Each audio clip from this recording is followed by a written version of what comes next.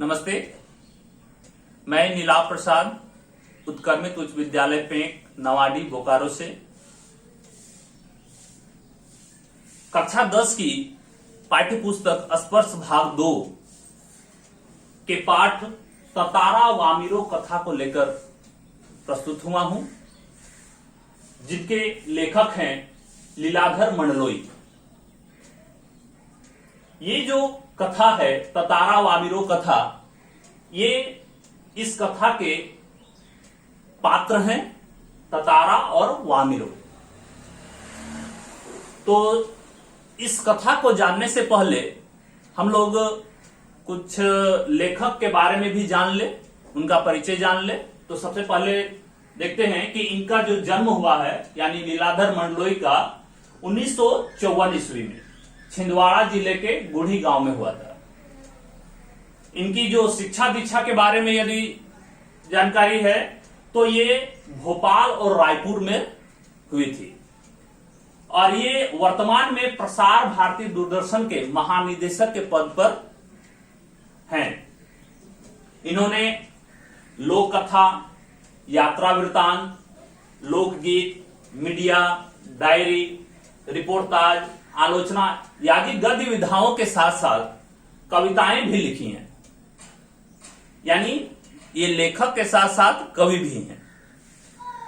इनकी जो प्रमुख रचनाएं हैं वे हैं घर घर घूमा, मगर एक आवाज, रात बिरात, देखा अनदेखा। तो ये लीलाधर मंडलोई का संक्षिप्त विवरण है। अब मैं इनकी एक लोक कथा जो है ततारा वामिरो कथा, ये एक लोक कथा है जिसे हम एक प्रेम कथा भी कह सकते हैं। ये जो कथा है ये लिटिल अंडमान और निकोबार, आप लोग नाम सुने होंगे अंडमान निकोबार का। तो एक द्वीप है, द्वीप का अर्थ होता है वे स्थान, वे भूखंड जिसके चारों ओर पानी होता है। तो इसी तरह अंडमान और निकोबार द्वीप समूह है। पहले माना जाता था कि इस कथा के अनुसार कि लिटिल अंडमान और कार निकोबार ये दो द्वीप है, लेकिन माना जाता है प्राचीन काल में कि ये दोनों आपस में मिले हुए थे और अभी ये अलग हो गए हैं और इनका जो दूरी है ये 96 किलोमीटर की दूरी है दोनों में।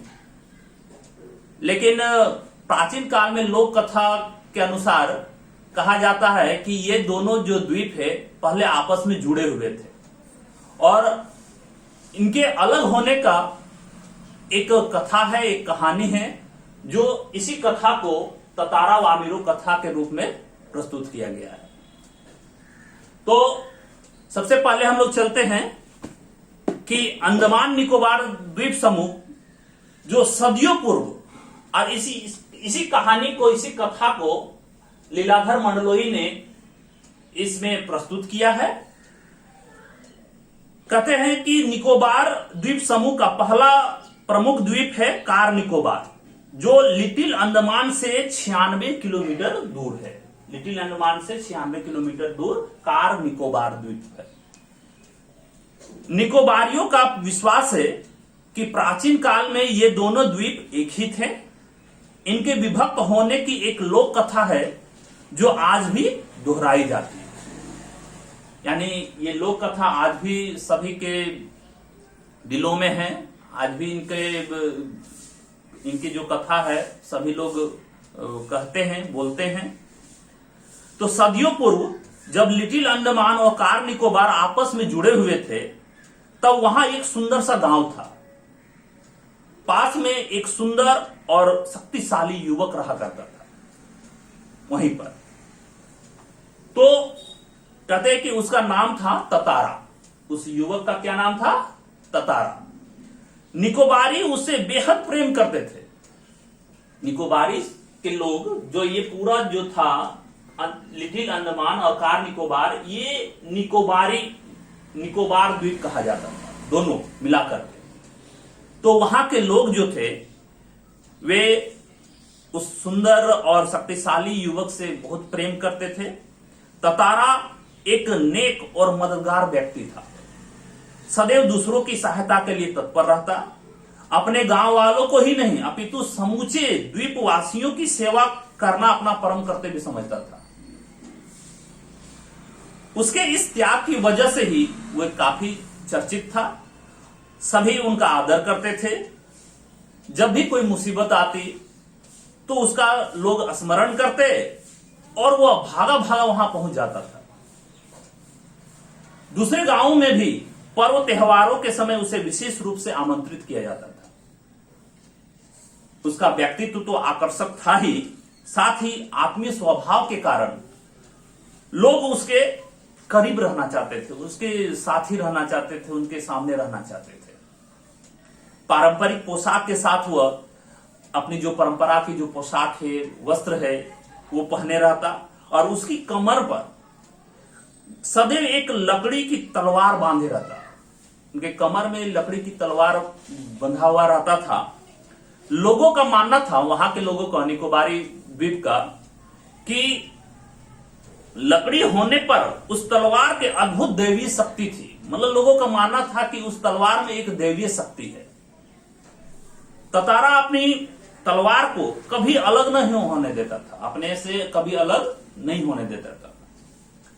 उसका दूसरों के सामने उपयोग भी नहीं करता था कि दूसरों के सामने उसका उपयोग करे, किंतु उसके चर्चित साहसिक कारनामों के कारण, यानी इतने साहसिक कारनामा करते थे इतने कि लोग बाघ तलवार में अद्भुत शक्ति, उस तलवार में अद्भुत शक्ति मानते थे कि उस तलवार में बहुत सारी शक्तियां हैं। ततारा की तलवार एक विलक्षण रहस्य थी वहां के लिए। एक दिन, एक शाम को ततारा दिन भर के बहुत परिश्रम करने के बाद समुद्र के किनारे टहलने निकल पड़ा था। तभी वहां उसे एक मधुर गीत गूंजता सुनाई दिया। गायन इतना प्रभावी था कि वह अपनी सुध बुध खोने लगा। उधर बढ़ने के लिए आगे तत्पर हो गया कि किधर से आवाज आ रही है, और उधर वो बढ़ता चला गया। वो जिधर से स्वर आ रहे थे, और उसकी एक नजर एक युवती पर पड़ी और उस युवती को देखकर वो बेसुध हो गया। जो ढलती हुई शाम के सौंदर्य से बेसुध, यानी कि मैं पहले भी बताया था कि ये एक प्रेम कथा भी है, उसको लोक कथा के साथ साथ एक प्रेम कथा भी कहा जा सकता है। तो ये एक श्रृंगार गीत गा रही थी और अचानक क्या हुआ कि उस युवक को देखकर उस युवती का जो गीत है वो वहीं रुक गया, और एकाएक उनके कानों में कि तुमने एकाएक इतना मधुर गाना अधूरा क्यों छोड़ दिया। ततारा ने उससे कहा कि इतना मधुर गाना है, तुम अचानक इसको क्यों छोड़ दी। और अपने सामने एक युवक को देखकर वह विस्मित हुई, बहुत ही बेचैन हो गई। उसके भीतर किसी कोमल भावना का संचार हुआ, किंतु अपने को संयम कर उसने बेरुखी के साथ जवाब दिया। कौन? वो युवती। पहले बताओ। वो युवती ने कहा कि पहले बताओ तुम कौन हो, इस तरह मुझे घूरने और इस असंगत प्रश्न करने का कारण क्या है। अपने गांव के अलावा किसी और गांव के युवक के प्रश्नों का उत्तर देने के लिए मैं बाध्य नहीं हूं। यानी उस क्षेत्र का एक नियम था कि कोई भी स्त्री या युवती किसी दूसरे गांव के लड़के से या स्त्री से बातचीत नहीं कर सकते थे, ना कोई संबंध होता था। ये वहां का नियम था। तो यह तुम जानते हो। कहता है ततारा मानो बेसुध हो गया। जवाब देने के स्थान पर पुनः अपना प्रश्न दोहराया, कि फिर से अपना प्रश्न दोहराया, तुमने गाना क्यों रोक दिया? गाओ, गीत पूरा करो। सच में तुमने बहुत सुरीला कंठ है तुम्हारा। यह तो मेरे प्रश्न का उत्तर नहीं हुआ। उस लड़की ने कहा कि यह तो मेरे प्रश्न का उत्तर नहीं हुआ, सच बताओ तुम कौन हो? लपाती गांव में तुम्हें कभी नहीं देखा। यानी कि वो जो युवती थी वो लपाती गांव की थी। ततारा मानो सम्मोहित था, उसके कानों में युवती की आवाज ठीक से पहुंच न सकी। उसने पुनः विनय की कि तुमने गाना क्यों रोक दिया, गाओ ना।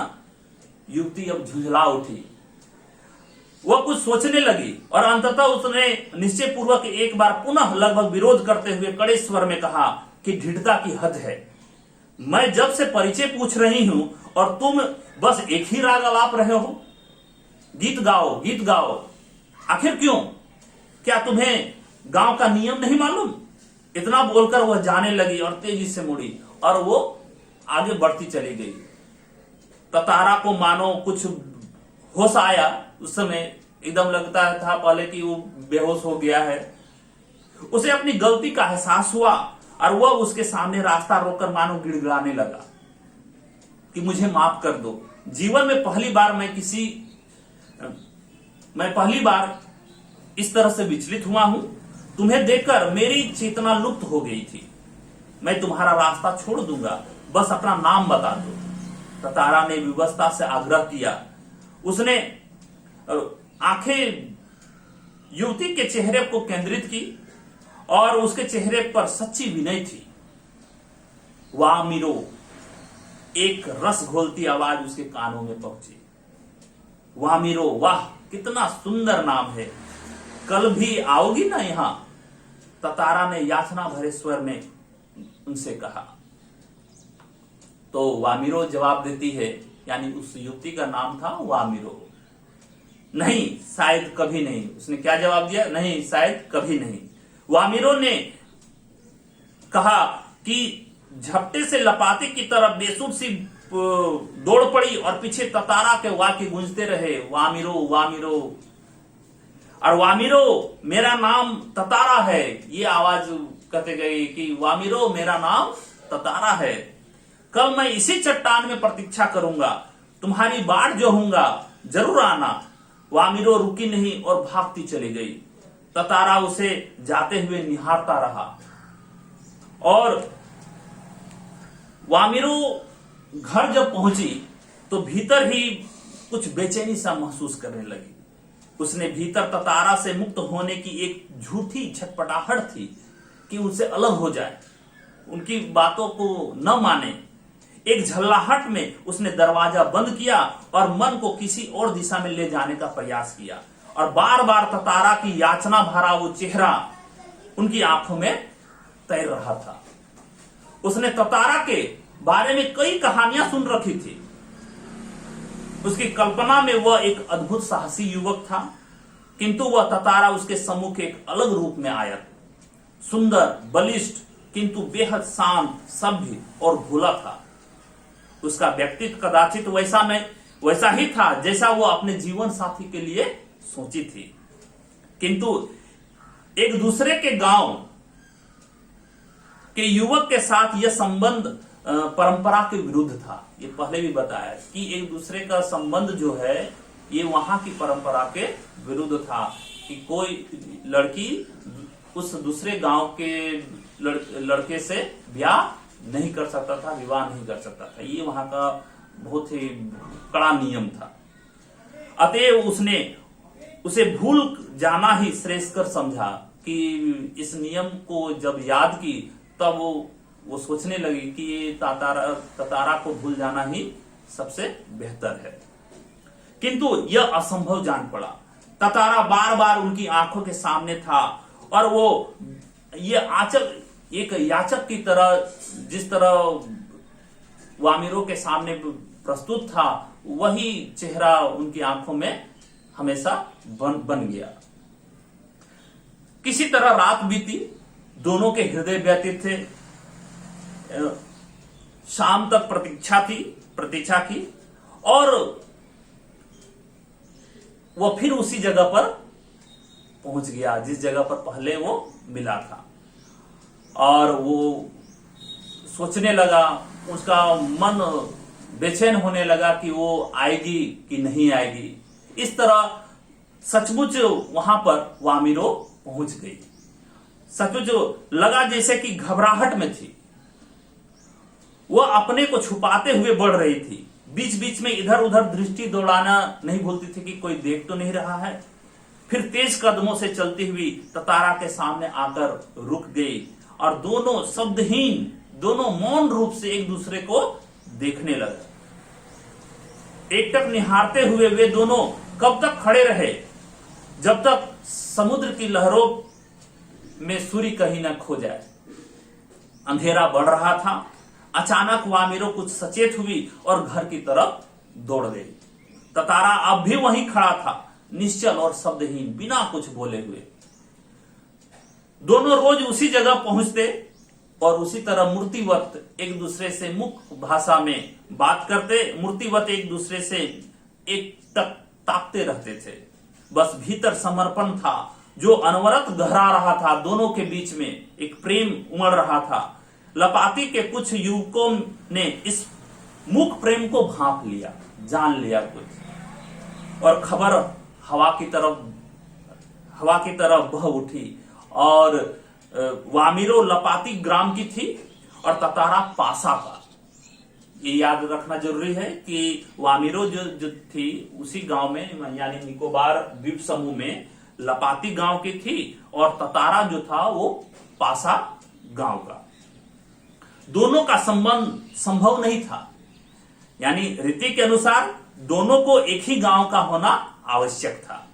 वामिरो और ततारा को समझाने बुझाने के कई प्रयास हुए, किंतु दोनों अडिग रहे कि नहीं, मैं उसे नहीं छोड़ सकता। वे नियमतः लपाती के उसी समुद्री किनारे पर मिलते रहे और अफवाहें भी फैलती रही। कुछ समय बाद पासा गांव के में कुछ एक पर्व होता है, पशु पर्व, और वहां पर पशु पर्व में हृष्ट-पुष्ट पशुओं के प्रदर्शन के अतिरिक्त पशुओं से युवकों की शक्ति प्रतीक्षा प्रतियोगिता भी होती थी। वर्ष में एक बार सभी गांव के लोग वहां हिस्सा लेते थे। बाद में नृत्य, संगीत, भोजन का भी आयोजन होता था। शाम से सभी लोग पासा में एकत्रित होने लगे। धीरे धीरे विभिन्न कार्यक्रम हुए। ततारा का मन इस कार्यक्रम में तनिक भी नहीं था। उसकी व्याकुल आंखें वामिरो को ढूंढने में व्यस्त थी और वामिरो वहां पर आकर फिर रोने लगी। वामिरो के रुदन स्वरों को सुनकर उसकी मां वहां पहुंच गई, यानी ततारा की मां, और दोनों को देखकर आग बबूला हो उठी। सारे गांव वालों की उपस्थिति में यह दृश्य उसे बहुत बड़ा ही अपमानजनक लगा और इस बीच गांव के कुछ लोग भी वहां पहुंच गए। वामिरो की मां क्रोध में एकदम बेचैन थी। उसने ततारा को तरह तरह से अपमानित किया और गांव के लोग भी ततारा के विरोध में आवाज उठाने लगे। यह ततारा के लिए असहनीय था। वामिरो अब भी रोए जा रही थी और ततारा भी गुस्से से भर उठा था। उसने जहां विवाह के निषेध परंपरा से क्षोभ था, तो उसकी असहायता पर भी खींच था कि मैं इसकी सहायता नहीं कर सकता, इसकी भी खींच थी, इसका भी उसे गुस्सा था। वामिरो का दुख उसे और गहरा रहा था। उसे मालूम न था कि क्या कदम उठाना चाहिए। अनायास उसका हाथ तलवार, लकड़ी की जो तलवार रहता था, वो निकाला और क्रोध से उसने तलवार निकालकर कुछ विचार करता रहा। क्रोध लगातार अग्नि की तरफ बढ़ रहा था। क्रोध लगातार बढ़ता ही जा रहा था। लोग सहम उठे। लोग भी डर गए कि ये कभी किसी पर वार नहीं करता और ये तलवार कभी वो निकालता नहीं है, और आज ये तलवार कैसे निकाल लिया। तो एक सन्नाटा सा वहां खिंच गया। जब कोई राह न सूझी तो क्रोध का समन करने के लिए, यानी क्रोध को मिटाने के लिए, अपना क्रोध कहीं दूसरे पर दिखाने के लिए उसने शक्ति भर से उसे धरती में घोंप दिया और ताकत से उसे खींचने लगा पूरा। वह पसीने से नहा उठा और सब घबराए हुए थे। वह तलवार को अपनी तरफ खींचते खींचते दूर तक पहुंच गया और वो हाँफ रहा था। अचानक जहां तक लकीर खींच गई थी वहां एक दरार होने लगी, यानी कि जहां तलवार वो भोंका था और उससे जो लकीर जो खींची थी उस जगह पर दरार होने लगी, मानो धरती दो टुकड़े में बंटने लगी हो। एक गड़गड़ाहट सी गूंजने लगी और लकीर की सीध में धरती फटती ही जा रही थी, यानी कि जिस सीध में लकीर दिया था उस सीध में धरती फटने लगी। द्वीप के अंतिम सिरे तक ततारा धरती को मानो क्रोध से काटता जा रहा था। उनका गुस्सा इतना था कि वो क्रोध से काटता ही जा रहा था, उसे समझ ही नहीं था कि क्या हो रहा है। सभी व्याकुल हो उठे। लोगों ने ऐसे दृश्य की कल्पना भी नहीं की थी। सभी डर से सिहर उठे। उधर वामिरो फटती हुई धरती के किनारे चीखती हुई दौड़ रही थी। ततारा ततारा ततारा, उसकी करुण चीख मानो गड़गड़ाहट में डूब गई। ततारा दुर्भाग्यवश दूसरी तरफ था। द्वीप के सिरे तक धरती को चाकता वह जैसे ही अंतिम छोर पर पहुंचा, द्वीप दो टुकड़ों में विभक्त हो चुका था, दो टुकड़ों में बंट चुका था। एक तरफ ततारा था और दूसरी तरफ वामिरो। ततारा को जैसे ही होश आया उसने देखा कि उसकी तरफ का द्वीप समुद्र में धंसने लगा है। वह छटपटाने लगा और उसने छलांग लगाकर दूसरा सिरा थामना चाहा, परंतु वो उसकी पकड़ ढीली पड़ गई और वह नीचे की तरफ फिसलने लगा। वह लगातार समुद्र की सतह तक फिसल रहा था। उसके मुंह से सिर्फ एक ही चीख उभर कर आ रही थी, वो थी वामिरो वामिरो वामिरो। उधर वामिरो भी ततारा ततारा की पुकार कर रही थी। ततारा लहूलुहान हो चुका था। वह अचेत होने लगा था, मतलब बेहोश होने लगा था और कुछ देर बाद उसे कोई होश नहीं रहा। वह कटे हुए द्वीप के अंतिम भूखंड पर पड़ा हुआ था और दूसरे हिस्से में संयोगवश जुड़ा हुआ था उस समय, और वहीं पर वो पड़ा हुआ था। बहता हुआ ततारा कहां पहुंच गया बाद में उसका कोई नहीं जानता कि उसका क्या हुआ। सो इधर वामिरो पागल हो उठी। वह हर समय ततारा को खोजती हुई उसी जगह पहुंचती और घंटों बैठी रहती। उसने खाना पीना छोड़ दिया और परिवार से वह एक तरह से विलग हो गई, अलग हो गई। लोगों ने उसे ढूंढने की बहुत कोशिश की, किंतु कोई सुराग नहीं मिला। और आज न ततारा है और न ही वामिरो, किंतु उनकी यह प्रेम कथा घर घर में सुनाई जाती है।